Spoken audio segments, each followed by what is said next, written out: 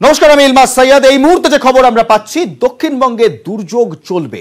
আজ ও কাল দক্ষিণবঙ্গে ভারী থেকে অতি ভারী বৃষ্টি হবে বলে জানা যাচ্ছে। ভারী বৃষ্টি হবে কলকাতা, উত্তর 24 পরগনা, হাওড়ায়। ভারী বৃষ্টি হবে হুগলি, 2 বর্ধমান, বাঁকুড়া, বীরভূম, পুরুলিয়ায়। আগামী 24 ঘন্টায় দক্ষিণ 24 পরগনায় অতি ভারী বৃষ্টি হবে।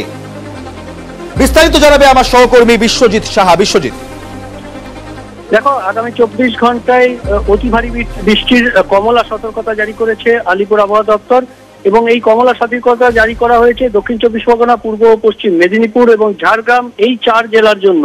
এছাড়াও ভারী বৃষ্টির হলুদ সতর্কতা রয়েছে আগামী 24 ঘন্টার জন্য কলকাতা, উত্তর 24 পরগনা, হাওড়া, হুগলি, 2 বর্ধমান, বাঁকুড়া, বীরভূম এবং পুরুলিয়া, এই জেলাগুলিতে আগামী 24 ঘন্টায় ভারী বৃষ্টি হতে পারে বলে জানাচ্ছে আলিপুর আবহাওয়া দপ্তর।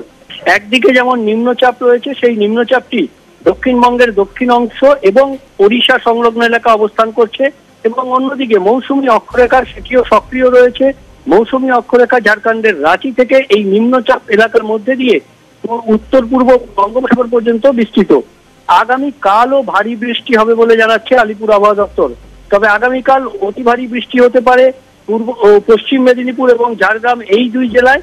তবে বাকি আরো বেশ কিছু পশ্চিমের জেলাতেও ভারী বৃষ্টির সতর্কতা রয়েছে। পশ্চিম বর্ধমান, বীরভূম, বাঁকুড়া, পুরুলিয়া, এই 4 জেলার জন্য আগামীকালও ভারী বৃষ্টির হলুদ সতর্কতা রয়েছে। অর্থাৎ ভারী বৃষ্টি থেকে অতি ভারী বৃষ্টির কমলা সতর্কতা এবং ভারী বৃষ্টির হলুদ সতর্কতা রয়েছে দক্ষিণবঙ্গের বেশ কিছু জেলায়।